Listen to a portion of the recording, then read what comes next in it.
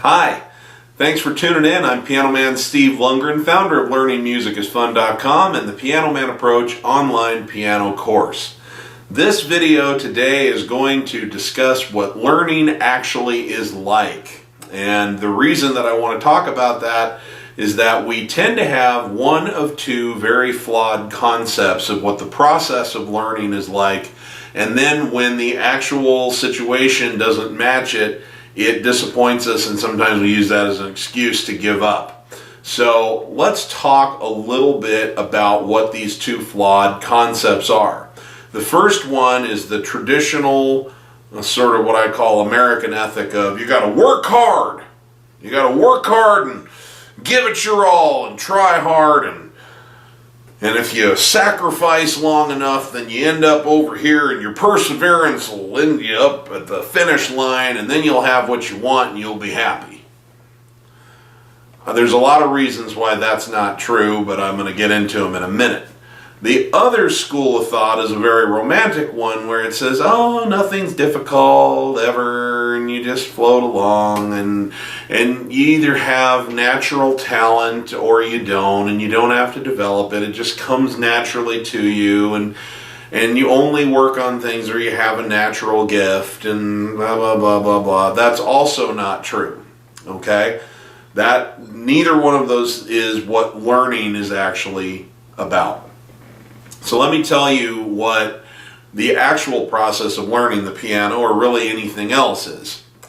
If you're going to be successful at it, yes, you're going to have to work. Yes, you're going to have to break a sweat. Yes, you're going to have to consistently apply what you're learning. Yes, it should be fun. Okay?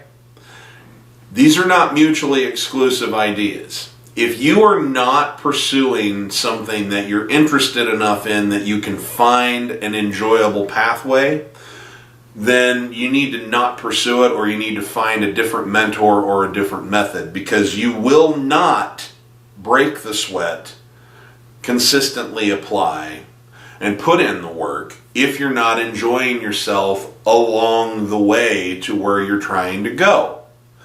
That's number one, all right?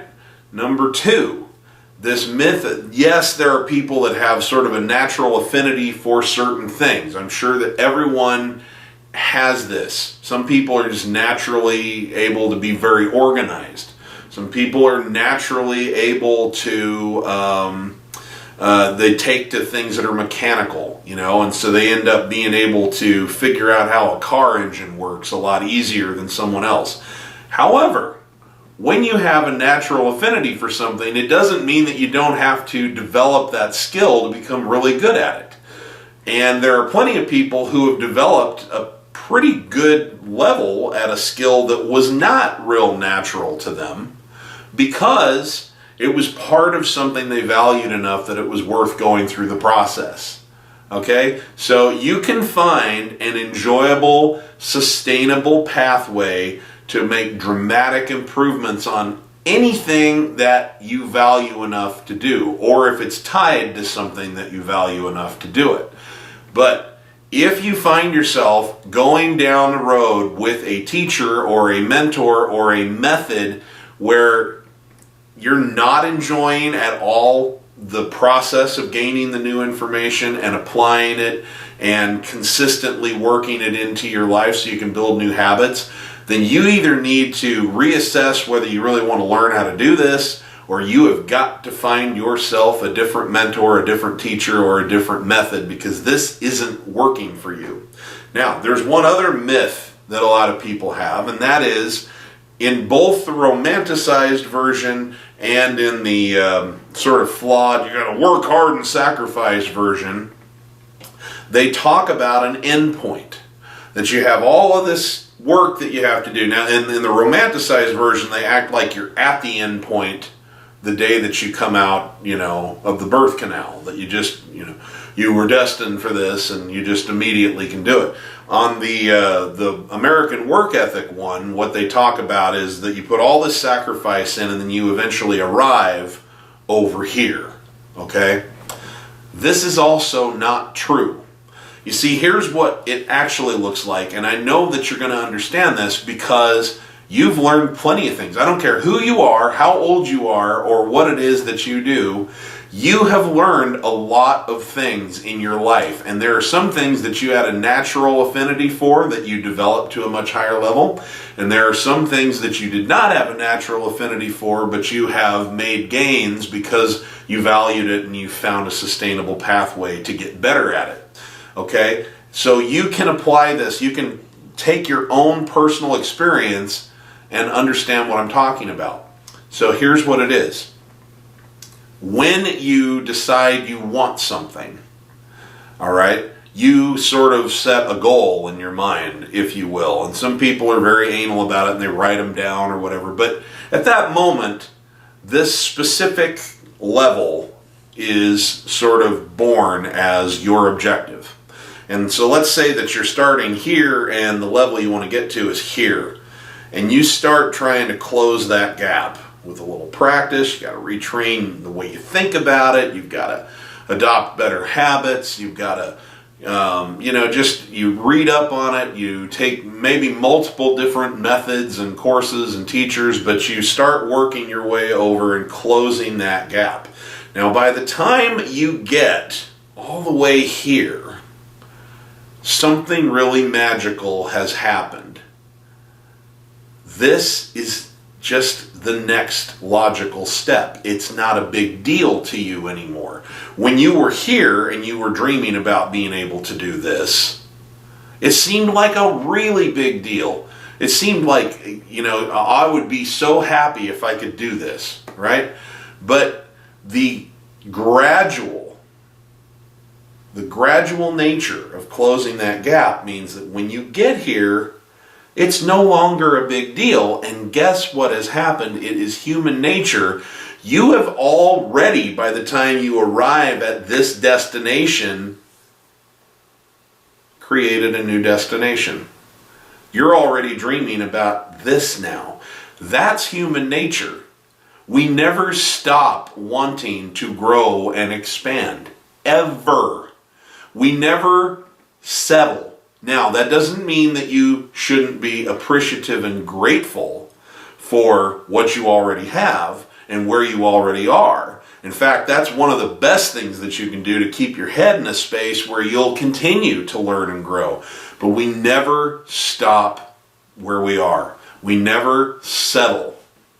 That is what being a human is. That's why we have expanded thought so far. That's why we went from living in caves to building skyscrapers. We never settle for anything. And so, it absolutely makes no sense that you can sacrifice for a long period of time over here and be miserable and then eventually be happy because you arrive here. That's not how it works. It also doesn't make any sense that you can be born and you're just such a natural with it that you were born here even though everyone's born here. Okay? It has to be developed. In either case, the only difference is that if it's something you have a natural affinity for, if you find that fun, sustainable path, you might get here a little quicker and then move on a little quicker. But I'm telling you, whether on my instrument, whether you've never touched a piano before, or if you took 10 years of lessons as a kid and are unhappy with where you came out from them, and now you're learning a rhythm pattern for the first time, it's the same feeling of satisfaction. It always feels good to grow. The process of growing always feels good. When it doesn't feel good, you're not doing yourself any good. You're not achieving your objective.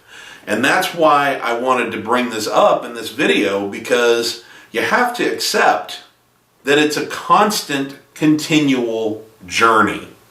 There is no end point.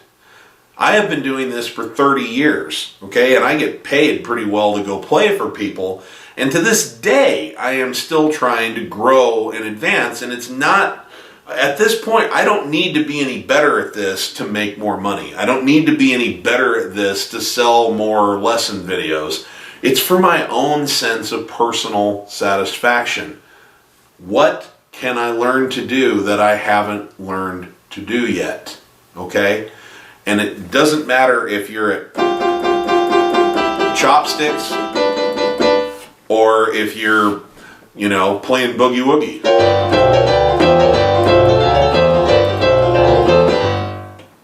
You're still closing a gap all the time. And by the time you arrive where you thought you wanted to be, you have already identified a new destination. And so what it teaches us is the destinations aren't what it's all about. The destinations are an excuse to go on the journey. And if you're going to go on the journey, you got to make it enjoyable along the way. Does that make sense? Think that over for a little bit.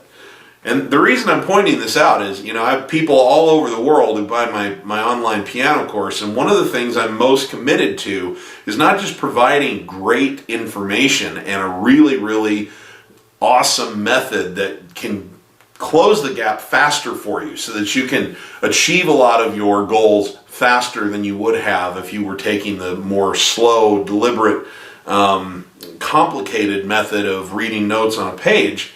But it isn't just that. I also am very committed to trying to make the videos fun, and I try to make them very positive, and I want people to understand that you've got to enjoy yourself along the way. If you're not enjoying yourself along the way, you're with the wrong teacher, you're using the wrong method. And by the way, that's not a knock on the teacher. It's just saying this person's not the right fit for you.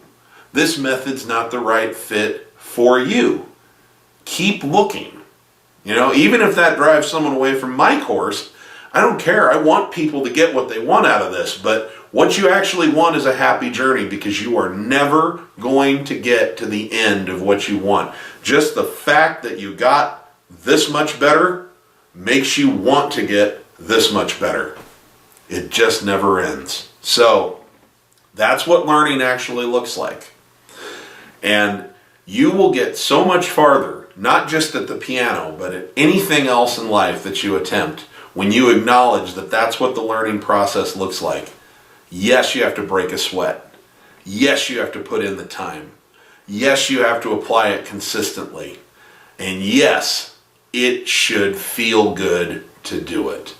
Doesn't mean it won't ever make you tired and that you'll have to walk away from it and take a break sometimes. In fact, I encourage it. Once you understand that it's a journey and not a destination, then you slow down and you start running the marathon that it actually is, and stop burning yourself out with pointless sprints. Okay? And that's exactly what most people do, and it's why most people give up on most things and then and it's funny, they try to apply this faulty idea of, if I work hard enough, early here, then I'm going to get good really fast. And then, they try that, and then their excuse to give up is because they were so miserable in their pursuit and they didn't get anywhere with it. Then they go, well, I guess I'm not talented enough. I'm not a natural. So then they take that other, bull hunky idea about the people who are naturals at it, that romanticized version, and they use that as their excuse to quit. And it's just really a shame, because I promise you, no matter who you are, you can make dramatic and satisfying gains on a consistent basis at this or any other pursuit. But you have to understand, it's a journey. It does require work. It does require perseverance. But it shouldn't be a lot of effort. It should be fun along the way. It should be as much fun to learn how to do it as it is to actually be able to do it. And oh, by the way, you'll never stop wanting to do it a little bit better than you can today. So that's what I wanted to talk to you about today. I hope that you found it useful, and it's something that's changed my life, understanding that concept. And there are so many amazing things that I bring into my experience on a regular basis because I understand that, and I hope that it does you some benefit as well. So please remember my musical credo: if you're not having fun when you're making music, you're doing it wrong. And I will see you guys on the next video. I'm Piano Man Steve Lungrin, signing out.